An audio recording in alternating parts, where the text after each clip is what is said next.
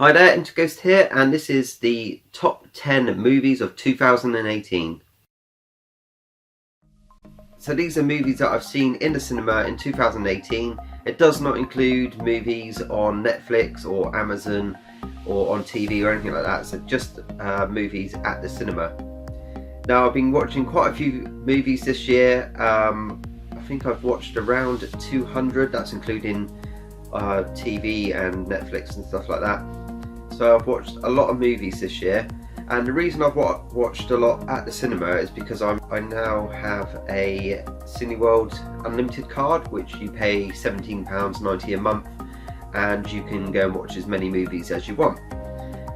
If you want to join up unlimited, you can get a free month if you use the code which is below. Basically what that does is it gives you a free month of unlimited, and it also gives me a free month of unlimited, so everyone's a winner. If you're interested, £17.90 a month sounds quite a lot, but if you watch 2 movies, that's going to cost you about £20, so as long as you're watching 2 a month, then your quid's in. Another thing I'd like you to do is go down below and follow me on Letterboxd. This is a website or an app, you can get it on your phone, where you can log your movies and give them scores and share with your friends what you're watching. So if you head over to Letterboxd and click follow, you can keep track of what I've been watching throughout the year. It was quite hard for me to narrow it down to a top 10. There was a lot of films which I saw which I really liked. There's a few in here which are sort of big blockbuster movies, but a lot of the ones in my top 10 were actually movies which I didn't really know much about, or they caught me by surprise, and for that reason they scored quite high and also got quite high on my top movies of 2018. So kicking off with number 10, we got Happytime Murders, which is a film by Jim Henson's Workshop. So it's a Muppet movie, but it's a Muppet movie with a difference. They've done sort of like an adult Muppet movie. It sounds quite strange, but I thought it was really funny. I think the reviews weren't very high, the ratings on it wasn't very high for most people who watched it, but I came out of it thinking that it was a really good idea, really funny. It's all tongue-in-cheek, and it's just funny to hear Muppets swearing and being rude. So if you're interested in that sort of thing, I'd really recommend watching Happytime Murders. Yeah, great movie. At number 9 is a film which I didn't really know much about, and that's Overlord. Now this is one which sort of caught me by surprise. I thought it was just going to be a wartime, American hero in World War II type movie, but that's what it starts off like, and the opening scenes are really good with the planes being shot up and then falling out of the sky with their parachutes and that sort of thing. But then it quickly goes into like a sort of monster horror movie. It's got Nazis doing experiments. I won't give away too much of the story, but yeah, it just goes more into sort of like a horror film, which is really good. So at number 8, I've got AntMan and the Wasp. So this was a big blockbuster movie, sequel to the first Ant-Man film, and yeah, I thought it was just as good as the first one. Ant-Man is one of my favourite superheroes, and I was a bit gutted that he wasn't in the new Avengers movie, because I think he brings a lot of humour to the Marvel universe, and he's a really good actor. And having the one who plays the Wasp, they work really well together, and yeah, it's just a really good, fun superhero movie. At number 7, another big blockbuster by Steven Spielberg, and that was Ready Player One. Now I was really excited to watch this movie because I read the book a couple of years ago, and I really liked the book, and when I heard that they were making a movie of it, I was really excited, because I remember when I read the book I was thinking this would make a really good movie, but I thought it would never get made because it would just be too hard. Now the only downside with the movie, and the reason it's not even higher on the list, is it didn't really stick to the book.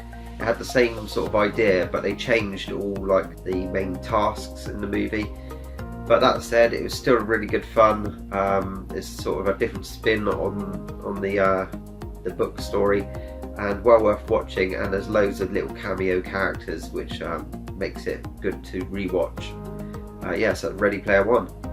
Number 6, this is probably not going to be anyone's surprise, or it might be a surprise that it's not higher on the list, but that's Avengers Infinity Wars. And this was another massive movie. It took all the Marvel characters, put them all together, and it's another sort of multi-million-dollar big blockbuster movie. The reason it isn't higher on the list is it was really good fun, loads of good effects, good script, but I'm just a little bit bored of superhero movies now. I think there's too many of them. I like the way that they're getting them all together and making all the characters interact and that sort of thing, but I just think that they're sort of doing them to death now. So I'm happy that they're doing another one because of the way they left this Avengers movie. They do need to make a sequel to explain what's happened at the end, but after that I hope it sort of dies down a little bit, which I doubt it will because they're making lots of money. So we're down to the top 5, and now most of these are ones which really surprised me, and like I said at the start, that's why they're so high up on the list, because they were really good movies and I wasn't expecting it. And one of those is at number 5, and that's Bohemian Rhapsody. Now this is the story of Freddie Mercury, how he became the lead singer of the band Queen, and they just did it really well. I think the movie was a little bit too long, and I think the music sort of carried it more than the story. If you're a fan of Queen, which I think most people are, it's got loads and loads of really good Queen songs in there. So if you're a fan of that, then you're gonna love the movie anyway. But yeah, I think it was made really well, and I like the way that they cut into historical moments in his life and reenacted those parts like Band-Aid and things like that. Next one, this is one which sort of come from nowhere, and it was 3 billboards outside Ebbing, Missouri, is that right? I think so. This is one where I saw a few adverts for it in the cinema, and it's one of those movies you think, oh, that looks quite interesting, looks a bit unusual, and went to see it, and it was amazing. It was a really good story, really different, felt like a low budget film, but you can tell that they did spend money on it. But it's just really good story driven movie, and something a little bit out there, a little bit different to the norm.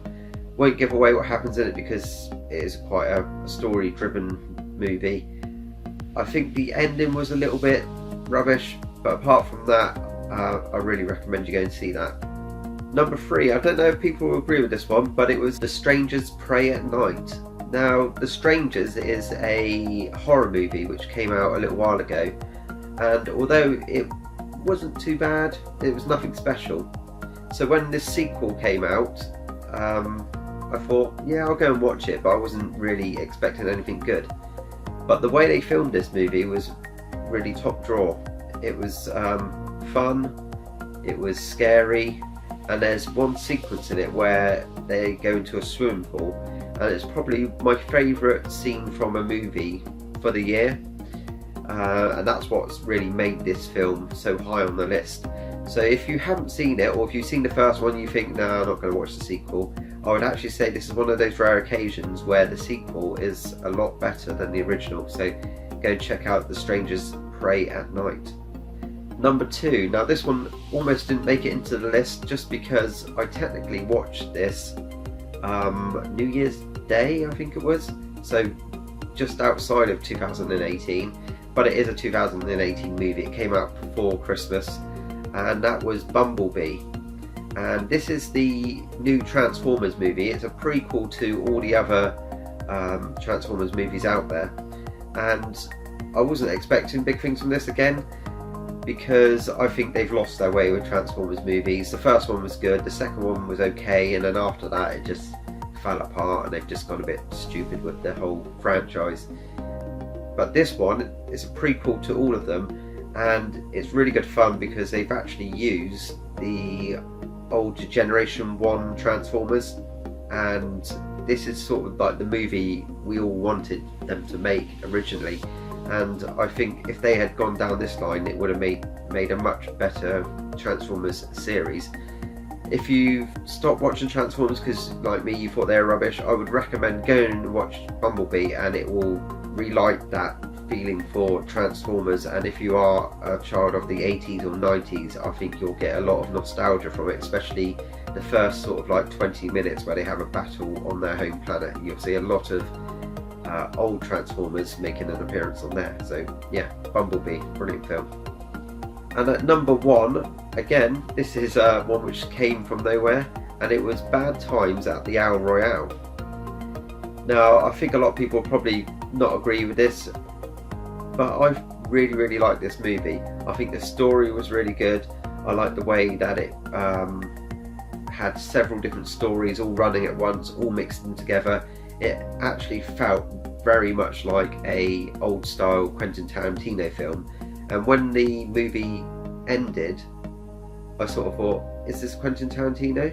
And then I watched the titles and it said obviously who it's directed by, and it wasn't, but I think it's very much inspired by his style of movies. So if you are a Tarantino film fan, then I would really recommend seeing Bad Times at the Royale, because it is one of those type of movies where you get several really good, interesting characters who sort of come from all different backgrounds, and their stories cross each other, and who they are at the start of the movie is not who they are at the end of the movie.